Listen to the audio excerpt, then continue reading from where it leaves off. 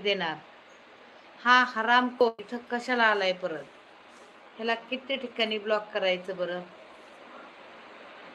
बाळा मला आता सिस्टर बोलत आहे, सलाईन करायचं आहे डोक्याचं. मी चाललो बाळा. Bye bye bye bye bye bye Kakasaheb. Bye bye.